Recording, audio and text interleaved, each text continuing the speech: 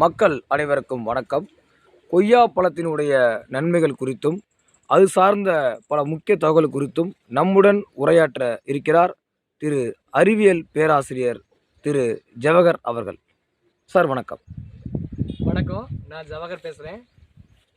நான் அறிவியல் துறை பேராசிரியராக இருக்கேன்.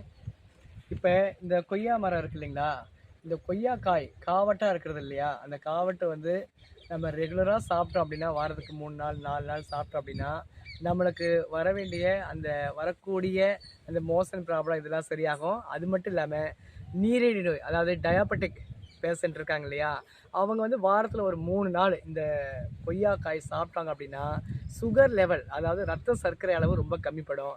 அது மட்டும் இல்லாமல் இந்த இலைகள் இருக்கு இல்லைங்களா, இந்த இலைகளை ஒரு 10 இலை போதும், அந்த 10 இலையை பறித்து நல்லா கொதிக்க வைக்கக்கூடிய அந்த தண்ணியில் அதை போட்டு நல்லா கஷாயம் மாதிரி ரெகுலராக எடுத்துக்கிட்டோம்னு வச்சிங்களேன், 500-600 இருக்கக்கூடிய சுகர் கூட ஒரு மாதத்தில் நார்மல் லெவல், அதாவது 110 அளவுக்கு வந்துடும்.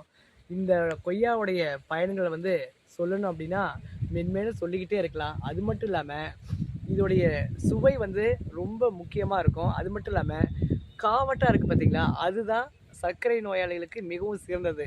பழமாக இருக்கு இல்லையா, அதை வந்து சாப்பிடக்கூடாது. ஏன்னா பழமாக இருக்கக்கூடியது அந்த பிங்க் கலரில் இருக்கும், அதை சாப்பிட்டோம் அப்படின்னா ரத்த சர்க்கரை அளவு அதிகப்படுத்திடும். அதனால் காவட்டாக இருக்கிறது செங்காய்னு சொல்லுவாங்க. ஸோ அந்த மாதிரி காயை வந்து நீங்கள் ரெகுலராக எடுத்துக்கணும். அதாவது சர்க்கரை நோயாளிகளுக்கு இது வந்து மிகவும் மகத்தான ஒன்று.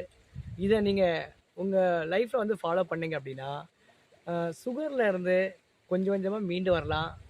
சுகரை வந்து கண்ட்ரோல் பண்ணுறது ரொம்ப அவசியம். ஏன் அப்படின்னா உடல் உறுப்புகள் எல்லாமே கொஞ்சம் கொஞ்சமாக அப்படியே அழிக்கக்கூடிய மிக தீவிரமான நோய் எது அப்படின்னா இந்த சர்க்கரை நோய் தான். அதனால் அந்த சர்க்கரை நோய்கிட்ட இருந்து நம்ம பாதுகாத்துக்கணும். அதற்கான விழிப்புணர்வு வந்து மிகவும் அவசியம். ஸோ அதை அசால்ட்டாக விட்டுறக்கூடாது. நன்றி, வணக்கம். நன்றி திரு ஜவஹர் சார் அவர்கள்.